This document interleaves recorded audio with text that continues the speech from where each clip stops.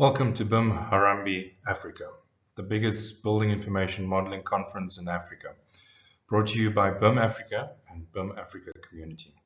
I'm Gary Mansfield and I will be your speaker for this session.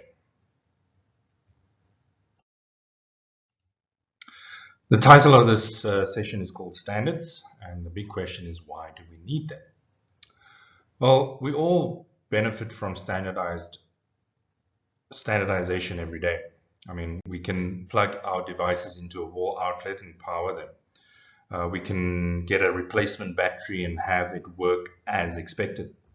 We can type on a keyboard without thinking because the keys are the same on each and every keyboard.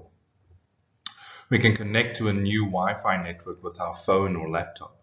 We can buy a replacement pipe for our sink and install it.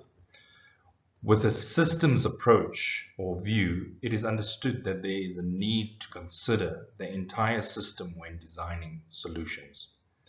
Standardization allows us to create certainty about specific aspects of how items will interact. That certainty then allows us to be creative and not have to redesign every single part of the system every time we wish to improve some part of that system. Standardization allows us to creatively improve within the context of the system and with an understanding that certain key factors will conform to those standards.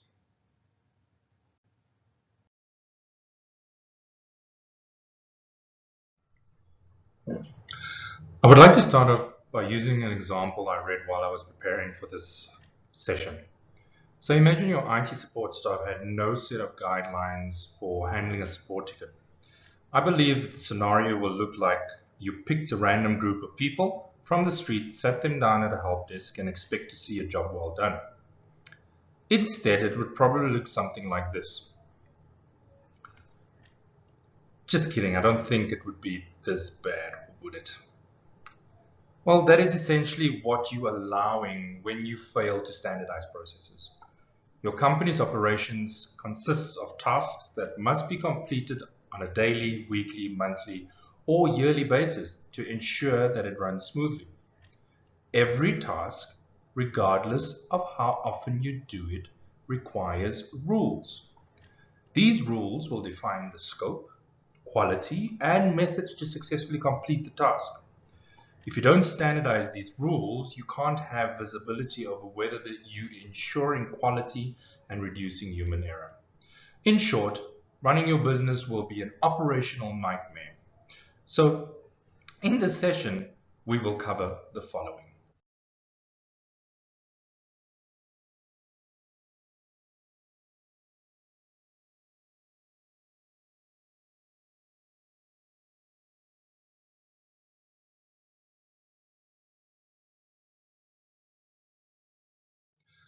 What is process standardization? For me, standardized work consists of elements and procedures that are organized in a way that they are easily understood, consistently followed, and constantly improved on by your team members. For example, here is our standardized internal process to clean BIM data we receive from external consultants. This is the first task we have when we receive new Revit models from external consultants. The tasks that follow would be the naming of the file and in which folder we save this data to ensure that the entire internal team works on the same received information. Because what can be more embarrassing than working on a project where you're providing multidisciplinary engineering services and your electrical team is working on a model received this week and your mechanical team is working on a model received 3 weeks back? Remember that any process, task, or procedure that is relevant in your organization, whether it's doing payroll, applying for leave, adding a drawing revision, starting a new project, or completing a design report, can be standardized. With that in mind, let's look at the benefits of standardization.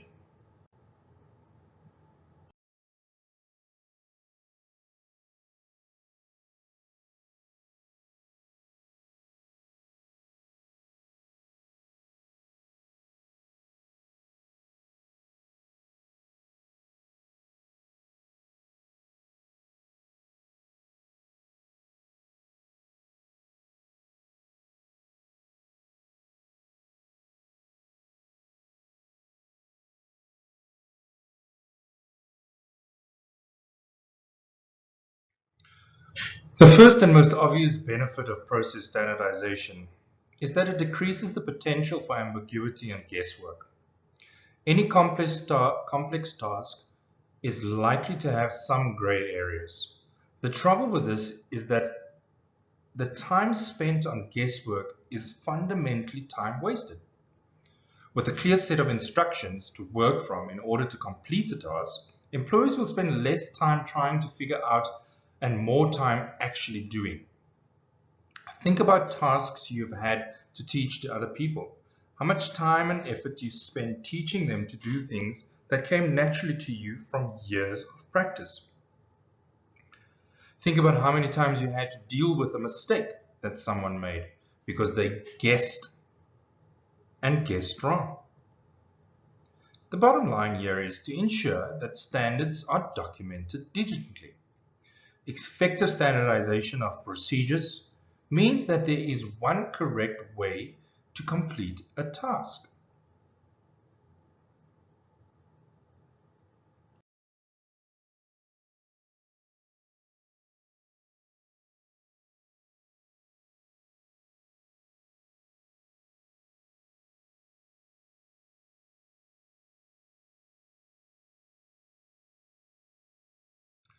The next benefit is quality guarantee.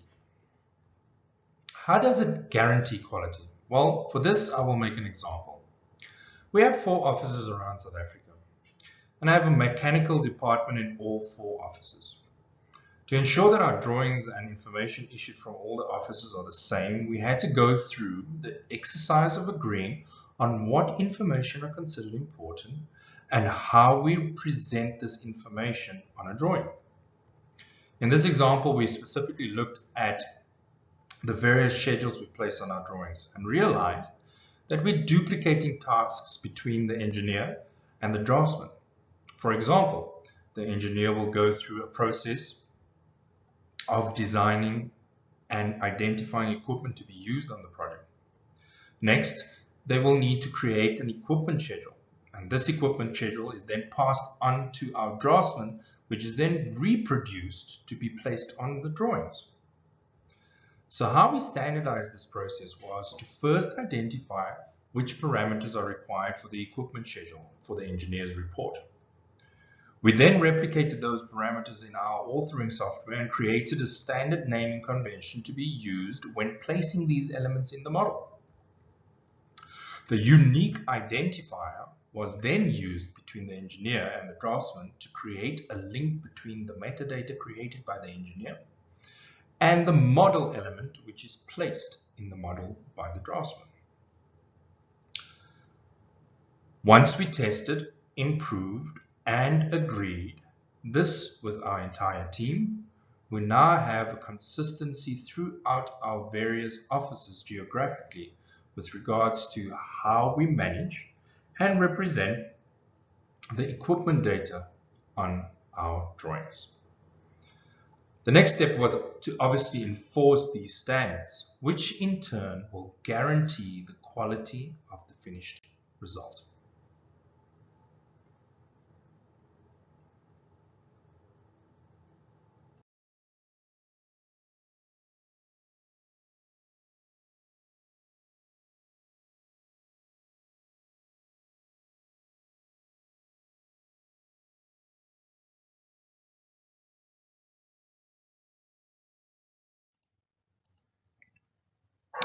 Standardization is associated with leaner, more functional performance, meaning your organization can cut waste and do more with the available resources.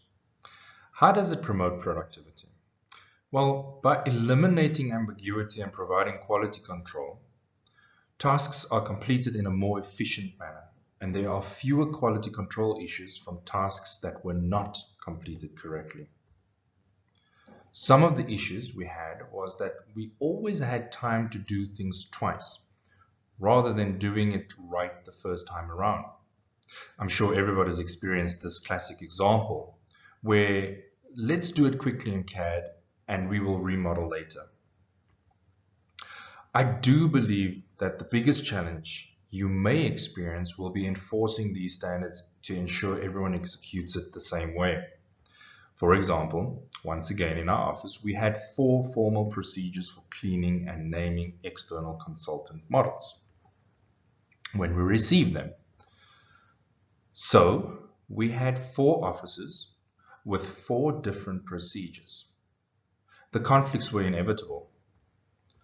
The biggest issue we were faced with was this internal competition to which procedure is the best, and often when we collaborated with each other, it created unwanted conflict. It was for this reason we decided to create a single process for cleaning received models, and we used the best steps from the 4 procedures to create the procedure. It became clear that if everyone learns the same way of doing things and sticks to it, it will be easier for teams to work together. This means more productivity by virtue of synergy and less time wasted trying to communicate across gaps in understanding and practice.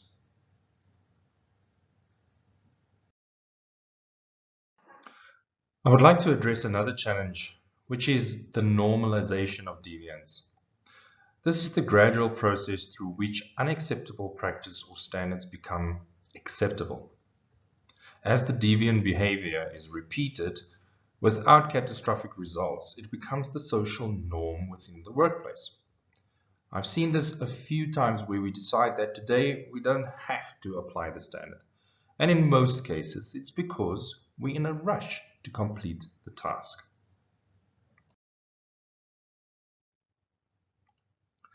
The danger here is once you think it becomes acceptable to deviate from one standard, you can start thinking it is acceptable to keep deviating from it more and more, or start deviating from other standards.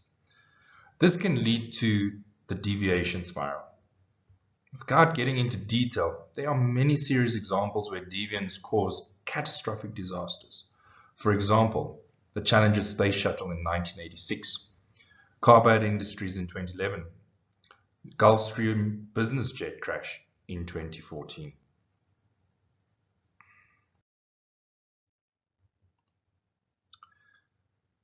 What would be the causes of normalization of deviant practices?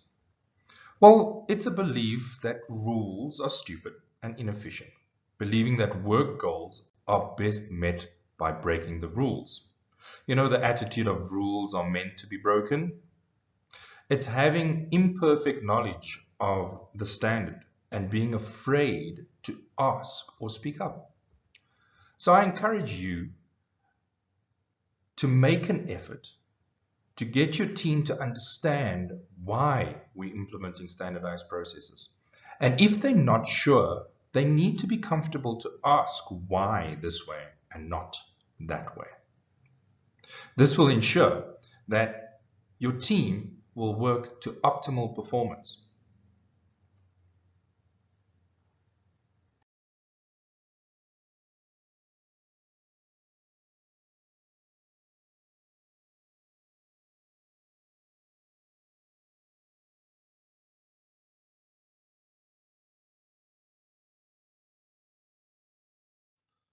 The next benefit would be a boost in employee morale. The key thing to remember about standardization and employee morale is that standardization will help employees to feel a sense of achievement and pride. Standardization does not have to mean dreary monotony and lack of creativity. It can and should mean standards anyone can master.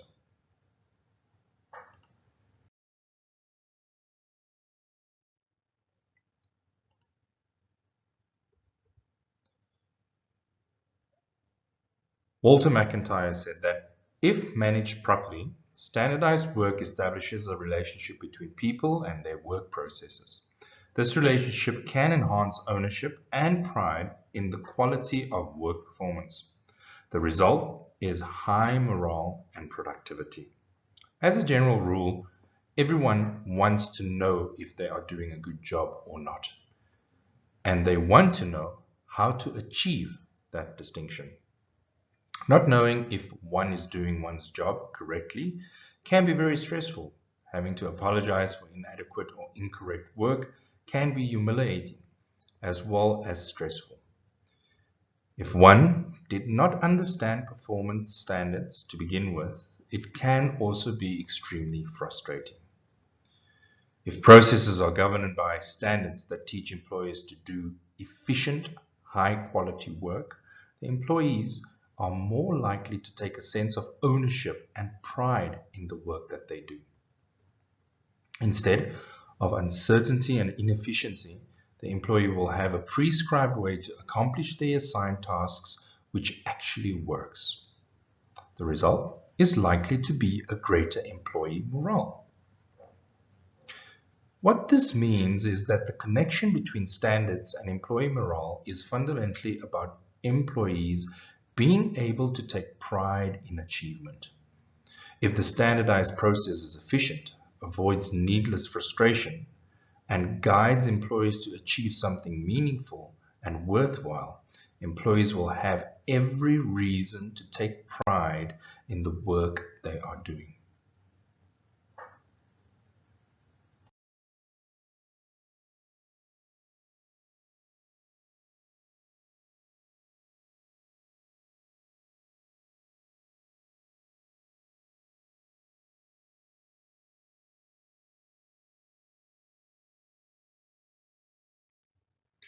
Although the benefits outweigh the concerns about standardization, the idea of subjecting processes and procedures to one correct way of doing things may cause alarm for certain people, especially teammates that never used standardized processes before or have their own preferred method of doing things, which they have done for the last 20 years. And for this reason, it will be inevitable that you will experience some pushback regarding implementing standardized processes.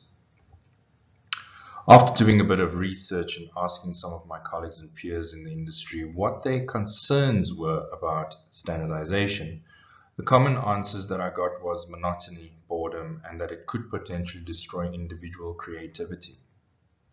So let's talk about monotony and boredom first.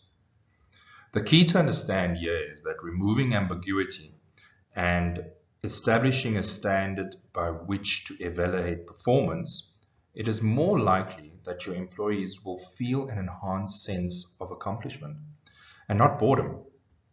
When a task is completed to the prescribed standards, it's 100% done. We don't need to go and review and spend more time on it to either fix it or improve on it. I believe that as humans, we are motivated by completing tasks, and what is better than checking off boxes on your to-do list, which in turn will give you a welcome hit of dopamine.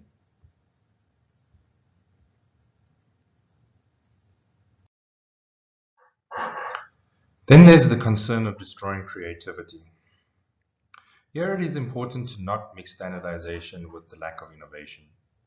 Standardization is the elimination of alternatives which are inefficient and conducive to conflict.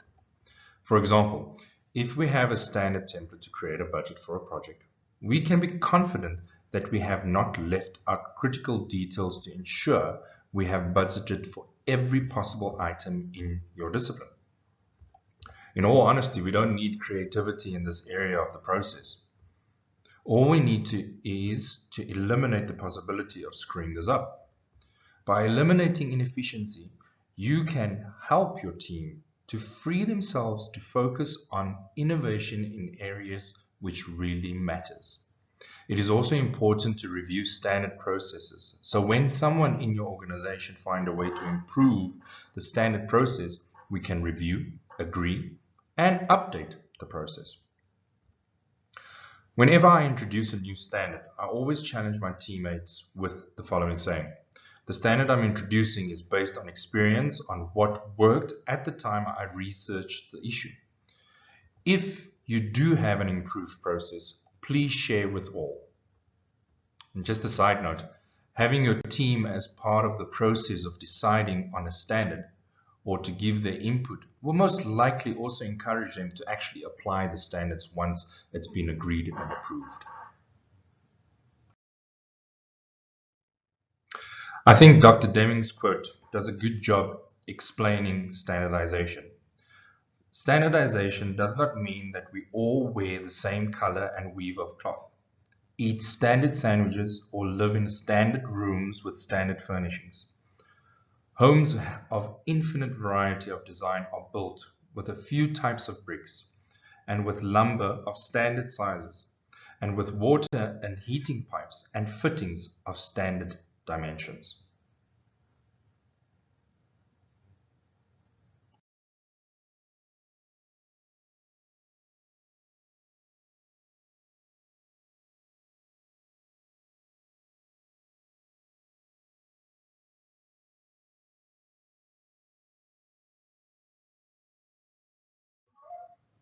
So we have covered the benefits and the concerns of standardization.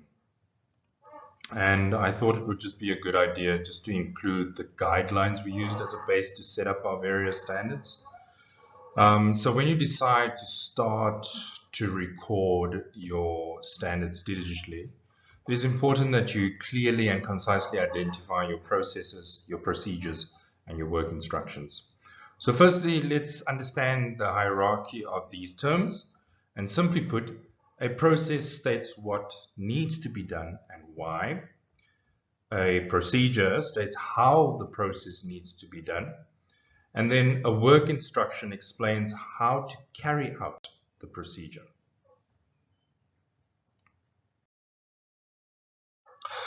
Consider a process as a high-level strategic method of control. In effect, a summary of objectives, specifications, and broad resources needed. The procedure adds more specifics such as responsibilities, specific tools, methods, and measurement.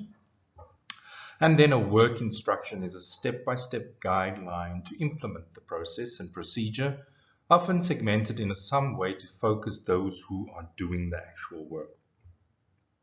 Again, I go back to the example I've been using in the presentation, our beloved model cleanup. So for me, the process is managing incoming BIM data. The procedure would be to clean the model, then rename the model, and finally saving the model. The work instruction would be a step-by-step instruction describing how to clean the model, how to rename the model and apply various standards, and where to save the model, again applying internal standardization. I would strongly recommend using the ISO 9001 processes, procedures, and work instructions as a guideline.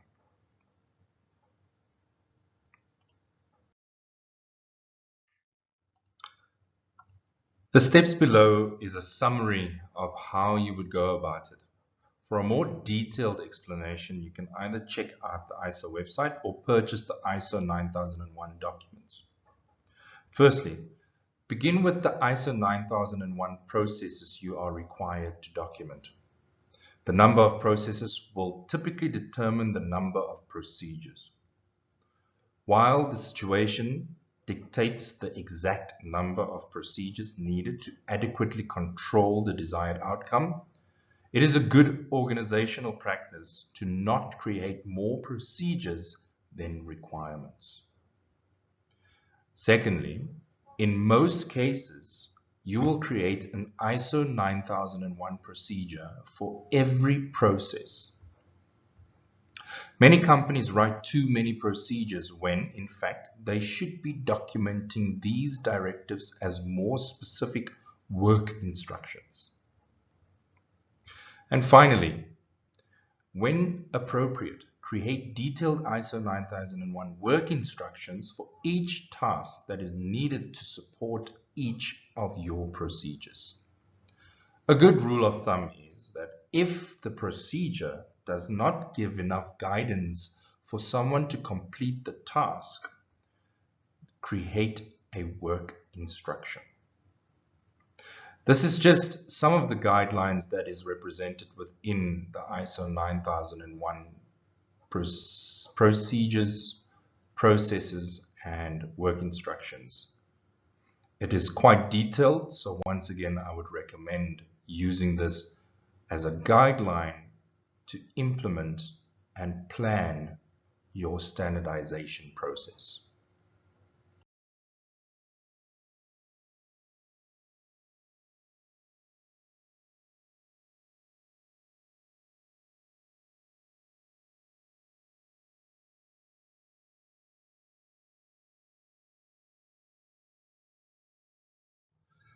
Due to the endless aspects of CAD, BIM, and the engineering office standards, it would be impossible to identify all the possible directions that a new standard can go. The possibilities are almost infinite, and these are just a few items we looked at internally to standardize, and it's a work in progress. We also took the approach of not only standardizing our drawing office, but also the engineering office. So in the drawing office, we looked at our BIM execution plans, we looked at common data environments, we looked at folder structures. These folder structures are not only just on our servers in the office, but also we try to implement it into our common data environments. We also try and encourage to use the same folder structures on projects that we're working with external consultants, but those are generally items that needs to be agreed and addressed with the entire project team. We then focused on things like naming conventions, and these naming conventions are not just for drawings and basically drawings, but also for other types of documentation from an engineering point of view. For example, we created a document numbering system. We've looked at all the annotation standards. We have a global standard for fonts in our office, which is used in all our documentation in our drawing office and in our engineering offices. We've got standards for external references, presentation styles, we've got detail libraries, and then also some standard content that we've developed over the last couple of years as well. From an engineering office point of view, is we focused on creating templates for speeding up the creation of documentation on projects. Things like project budgets templates, concept design reports, specifications, snag lists, design progress reports, and commissioning reports. These are all saved in a central location where any team member, any staff member can actually go and get access to the templates, which is on our data management system, which they can access just with a browser. So they have access to it wherever they are in the world. They can basically just go and into our data management system, and they would be able to start a template. And the great thing about managing these templates on a data management system is that if updates are done, the template is updated and it's stored in one location, and everybody starts using the most up-to-date version of that template, no matter where they are. Just another example of how we created uniformity in our documentation was that we developed a set of icons for each discipline, which we incorporated in both reports and drawings. We have standard processes for receiving and issuing information internally and externally using our data management system. This allows us to have a single source of truth for all our projects, and team members can get access to the latest information whenever they need it. After the initial teething stages of implementation and enforcing these new standards and templates, we started seeing the increase in productivity, uniformity in our documentation. The drawing office productivity increased as well because we have a set of standards for the various disciplines that explains the who, what, when, where, and why we have standardized processes.